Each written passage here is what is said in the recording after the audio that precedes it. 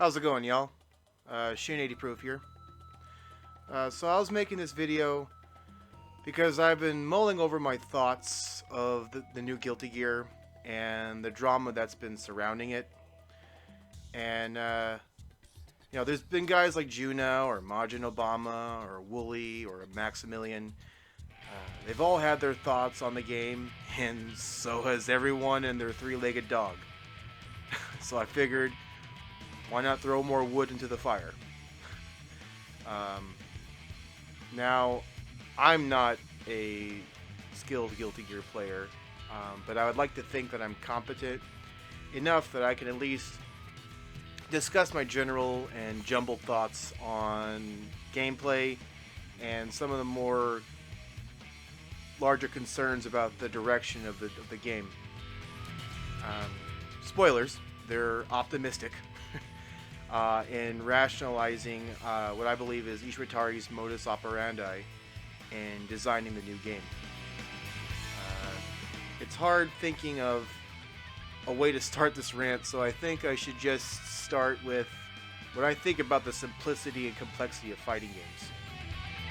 And between the nature of their design and the perception of general audiences, along with fighting game communities that tout their complexity, fighting games have long been an uninviting genre to general gaming audiences.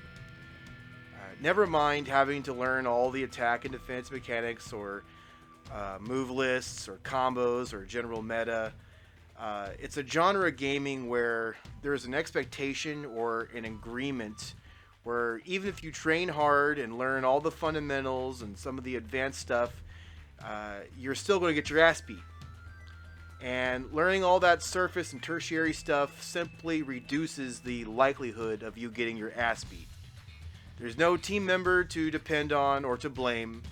There's nobody there to help carry you. It's just you versus someone else. And people don't like losing, but people also don't like feeling like they have no chance in winning. And make no mistake. Like, there's always going to be a subset of gamers that will never take responsibility for their own failures or shortcomings, and will claim as many Johns as possible to deflect the fact that they've got outplayed.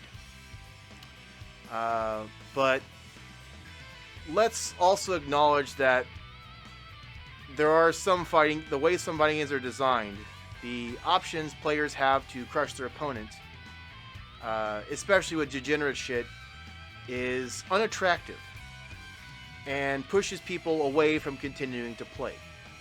Especially if those are people who tried to put in the work to quote-unquote get good, and fighting game developers have long tried to wrestle with ways to make fighting games more appealing to beginners and general audiences. Generally, those attempts have long been through things like health and damage handicaps, auto blocking, easy inputs, auto combos, etc., etc. And sometimes the games are literally two buttons, like dive kick, right?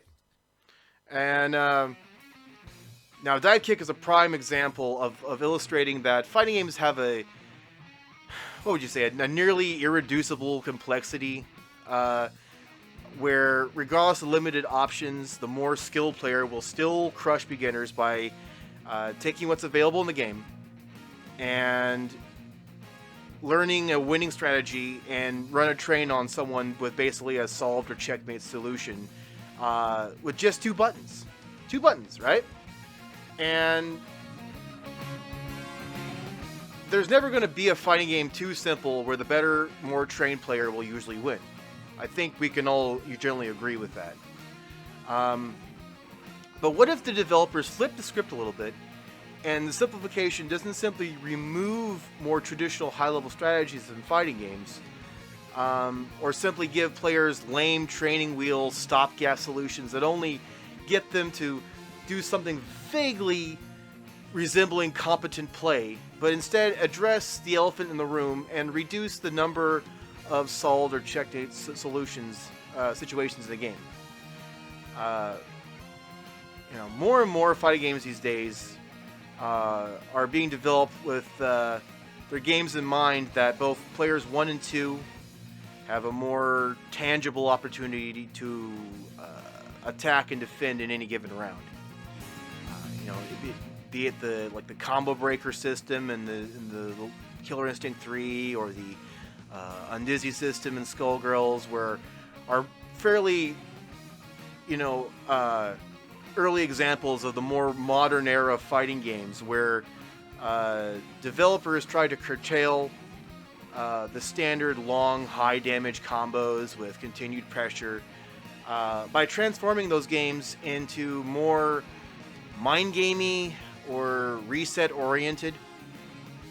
A good way to delineate what I mean is imagine a full combo being counting 1 to 10. And instead of always counting 1 to 10, the general flow is a series of counts of 1 to 5. Where in each instances of 1 to 5 counts, there's options where the attacker can continue the count up to 10 for guaranteed damage, but it's scaled, or do small short combos, small short counts that reset the damage scale, but those are also opportunities for the defending player has just enough breathing room to potentially move around and retaliate, and in either instance there's chances mid-combo for the defending player to break the combo, even in a full 10 count, right? But the attacker has options to counter the counter. It's a continual dance between both players. These types of solutions aren't foolproof, and they don't completely remove the degenerate shit popping up in those games. But the general flow of the games allow for there to be more instances where there's a more of a two-player interaction, in any given match, rather than instances of one player curb stomping the other with, a touch of death or 50-50s until their life bar drops to 0, It's clear in more recent interviews with Daisuke Ishitari, he wants the new Guilty Gear to be a high-profile game that flips the script, and that attempt is to simplify or homogenize mechanics rather than maintain some of the more intentional, archaic, or emergent mechanics in past Guilty Gears.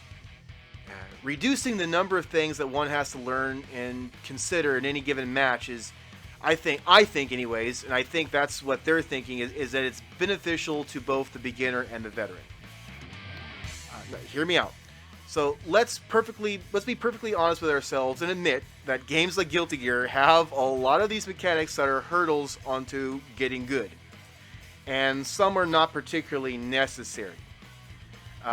It's why even Guilty Gear defenders always mention how difficult it is to learn Guilty Gear. It's clear that a core mission of Guilty Gear Strive is to transform a game that hopefully feels like Guilty Gear despite removing or transforming some aspects of the game in the past in favor of giving a more the attacking and defending players parity in their agency. A game where there's far less checkmate solutions and situations in the game, and more back and forth between the two players.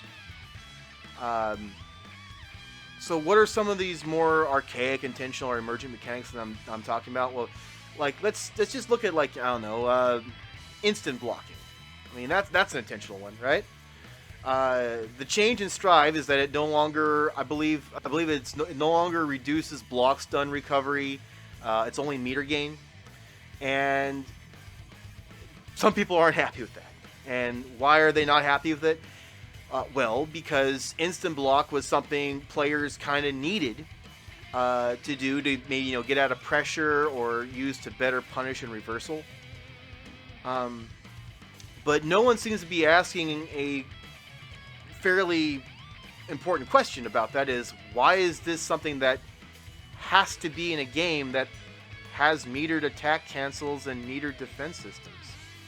Why in a franchise where one can cancel their attack strings to maintain pressure and be in frame advantage need meterless options? Why does it need to be in a game that's going to have a limited attack and chaining system outside of meter anyways? Why in a game where the defending player can use meter to repel the attacking player with a barrier also need to do a frame-specific blocking mechanic, sometimes in tandem with the barrier, to do some frame math shit to potentially escape pressure or punish? Why not just program characters to not be so advantageous with their meterless block strings, so all you need to do is just be good at regular blocking, and if need be, at the cost of your meter, help with your defense to get someone off of you, or a reversal? Why not also, just simplify it to having the purpose of, if you're feeling froggy and you want to jump, just do instant block to gain some meter at the risk of getting hit, but the uptick about that is that you'll be loaded with a bunch of meter to try opening up your opponent or landing a big combo yourself. Going this route, Arc System Works has one less thing that requires its own tutorial mode and own tutorial section, and it's one less thing that people have to learn before jumping into a game with some level of competency. That's accessibility. Can you maybe see like how that could be a potential example of how simplifying a mechanic that's both potentially beneficial to newcomers and advanced players? There's less stuff to learn that's necessary, and people who really put in the work can apply something extra to the system that's in place to get a bigger advantage from that work and dedication. Why is it necessary to keep around emergent mechanics like faultless run or metered run stop? Like, what's lost and gained from letting someone simply immediately block when running? Especially if the proper metered way is going to be used by everyone in the know anyways, right? It's kind of a redundant rule, superfluous, and that one has to learn to properly play. And removing it just allows everyone to do the same movement they're already doing, but it doesn't force beginners to learn something extra that doesn't have to exist to begin with. Because remember, the point of accessibility is to remove barriers, to not have them explained and then force them to learn it anyways. And then we have the controversy about set play. I mean, look. Characters with, multi-tiered mix-ups into or from full combos that go from or to the corner and on wake up, game plans designed to limit the opponent's options to retaliate or straight up not let your opponent fight back is definitely a winning strategy, and it makes perfect sense, because what's the most optimal fighting style the most optimal fighting style is one where the opponent doesn't fight back, right? It's like one of those, if the sword, if your opponent's sword is in its sheath, then they can never draw it on you, or just something like that. But stringing Okies to a lot of people with these Saul situations, they're unattractive, man. They're unattractive to gamers and it's a huge barrier for fighting games. So when you limit attack strings and set play to being meter dependent, it allows for less of these situations. And sure, they'll still exist in limited capacity, meterless anyways. But what one loses, they gain more mind games, I think. And I think you can kind of see that where,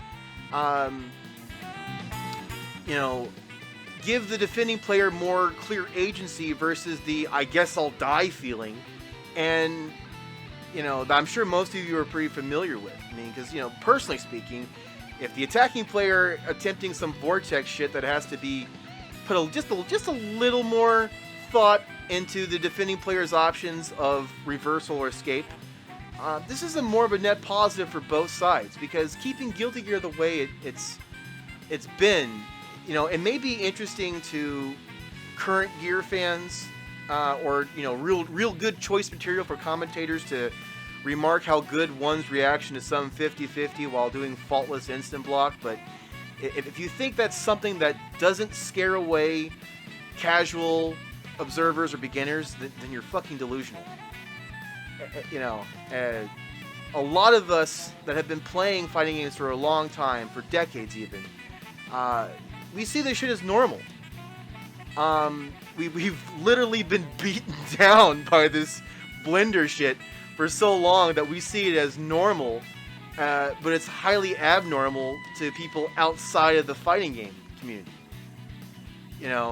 So when suddenly a developer becomes aware of this issue and wants to change it, that's not a common occurrence. Y'all all want that grimy, oppressive shit that scares away the newcomers, and then wonder why the community doesn't grow, or grows at a fucking snail's pace.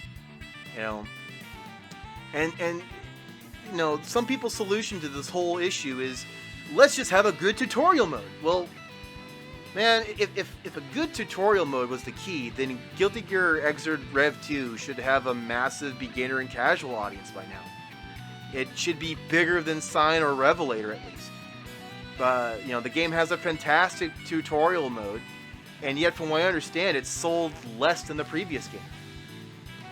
So if a comprehensive tutorial and training modes were all that was needed, why weren't Skullgirls or Killer Instinct 3 or Virtua Fighter 5 bigger games in their time? Why aren't they huge now if all it takes is a good tutorial mode and training mode?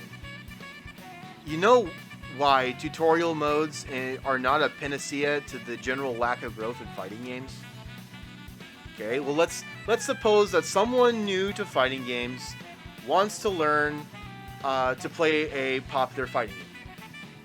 And let's just say they watched a game at some major or some esports league, and the game looks good to them. The community looks like it's having fun, and they want to get in on that fun. But they're a prudent player, and they read online about the importance of tutorial modes, and they're in luck that the game that they're interested in has a very robust and comprehensive tutorial mode.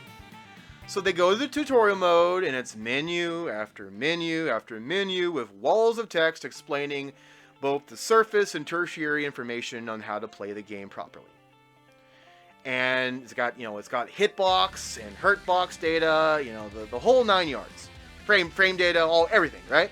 So assuming that hasn't scared away anybody, they wade through all of that and then go through all the numerous mock trials and combo trials for a character of choice, and they've put in the time to learn how to play the game, provided with all of the information bestowed by the creators and even maybe the community, where they then hop online or go to a local and get blown the fuck up by set play. Attack patterns that are designed to limit or straight up rob one's chance to retaliate or reliably counterattack. And, could you maybe understand how that type of situation may make one feel like all that time that they put in feels wasted? And, sure, there are going to still be people who will take up the time to take up the challenge and further, press on and continue. But it's a hard sell, my man. It's a hard sell for most people to continue playing when they've essentially been smothered to death by, full combo into vortex, back into combo that goes into another knockdown, rinse, repeat, death. By simplifying and streamlining mechanics in a game, you reduce the number of things one has to learn in tutorial mode, making the game more easily absorbable. And likewise, if these changes in simplification allow for more back and forth between the players, then you've killed two birds with one stone in a sense. Look, shit has got to change though. Regardless if this is the right path for Guilty Gear, shit's got to change. Tutorial modes help, but if the gameplay is filled with degenerate shit, and it's what the community thinks defines the game, it's a game doomed to remain stagnant. There ain't enough Guilty Gear players to maintain the course it's gone. It's a lovely community. It's a fantastic community. Being here in Japan and seeing Guilty Gear played at some of its peak performance is a sight to behold, and it's something that anyone anywhere around the world should have the opportunity to see. And it's likewise meeting some great people from America who play Guilty Gear, and from other countries. It's a great game. It has a great community, but it's fucking infinitesimal from what it could be. And yes, graphics do draw in new players. Xrd, being the gorgeous game it was and still is, it drew in new players, but it's not very many that, it drew in a lot of players, but not very many, but that was already the more simple Guilty Gear, right? Like, that was already the more simplified Guilty Gear compared to ACPR. Strive looks even better.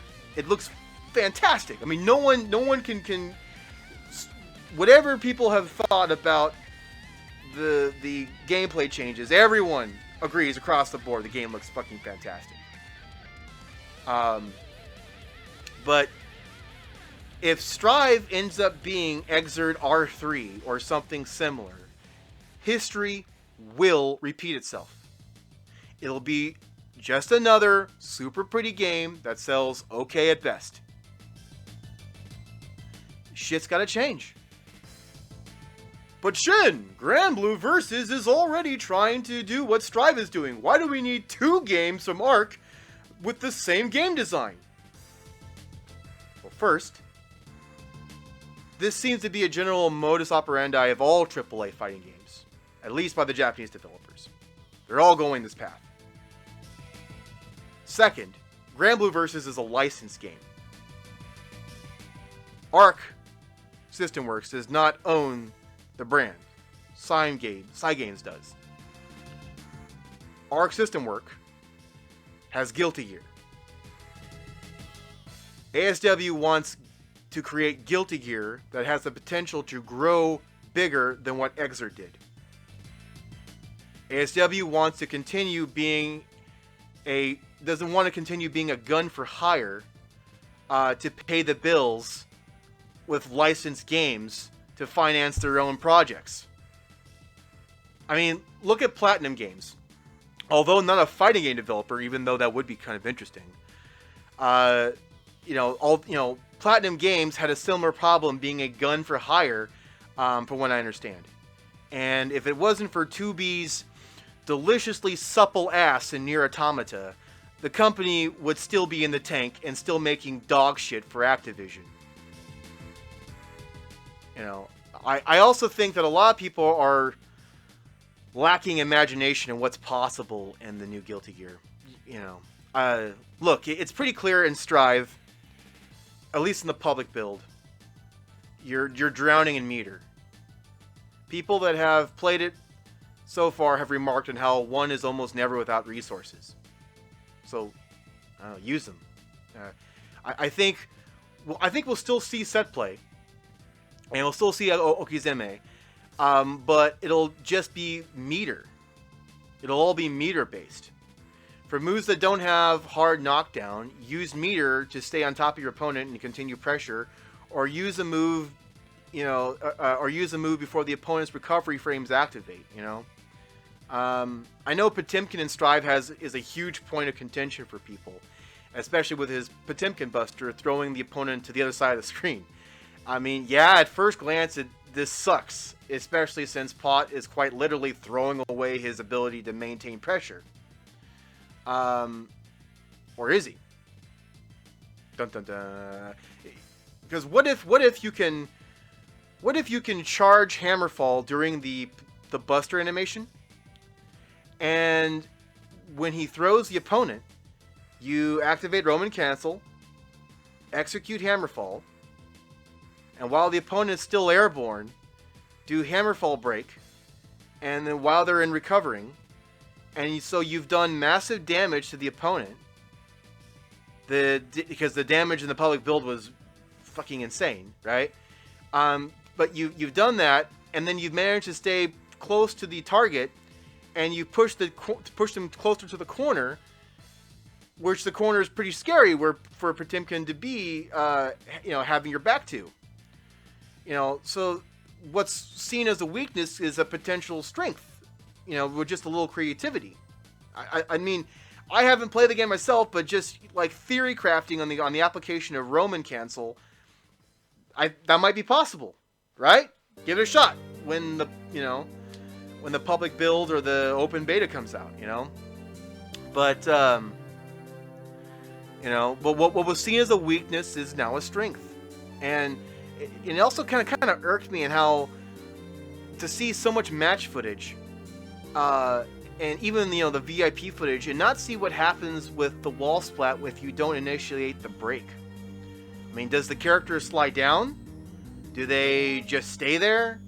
Do you have to hit the opponent once the wall reaches its breaking limit? Because I don't know. Because all I see in the footage is people not experimenting enough with the mechanic and just going into a combo, going for the immediate positive tension pulse gain. Like, I would like to know if what are the set play options from not initiating a wall break, if they're possible. And I think that's going to just take a lot more experimentation, again, with more public builds and the public beta. I think people's Precious Oki is still going to be in the game again. I think it's going to be largely meter based, as much as the game is also centering around a lot of the risk meter being a core mechanic. If Guilty Gear were Street Fighter, I feel ACPR and Xrd R2 or like Super Turbo and Alpha 3, and Strive is Street Fighter 3, right? I mean, particularly new generation Street Fighter 3. Each game offered a very unique experience from the other, but Street Fighter 3 was a very huge departure from the past games. So much that people complained about parrying, weakening projectiles, and zoning, and to them that was an essential aspect of what makes Street Fighter good and Street Fighter. Likewise, with Strive, it's the pretty game, and it has very radical changes that people feel take away the character of Guilty Gear. So Super Turbo and Alpha 3, people didn't like the push towards more mind gamey shit, right? Of Street Fighter 3, and I think Strive is going to be something akin to that, and it's getting that pushback. It just feels very similar in terms of rhetoric and atmosphere. I think people should just relax and let ASW make the game they want to make, and because they clearly want to make money. And they want to make money making a game that potentially has a larger fan base than the previous entry. And I don't think they're leaving behind the past fans. I think they have us in mind still. And I think ACPR and XR2 people should just continue to play those games and let this new age of Guilty Gear rock. And let it be its own thing, and who knows, it might be fucking enjoyable. We're basically a year away from release, and it'll be interesting to see how it evolves, and before release and after, because there's definitely going to be an after. I love Guilty Gear, and even the bad ones have their charm, man. So I'm the least excited for their future. So let's all just relax a little, maybe, and be a little more optimistic, just a little bit. And have some idea of how this game might be fun and engaging, like the past games. They might be fun and engaging. You never know. You know. Anyways, I've rambled on well long enough. So hit me up in the comment section with your take on the new gear, or what your take on what I've had to say, and I'll do a follow up. I'd love to expand my connection with more fighting game fans going into 2020 and beyond, as I start to work on this channel more and hopefully more on a regular basis. But until then, take it easy, stay frosty, chin out.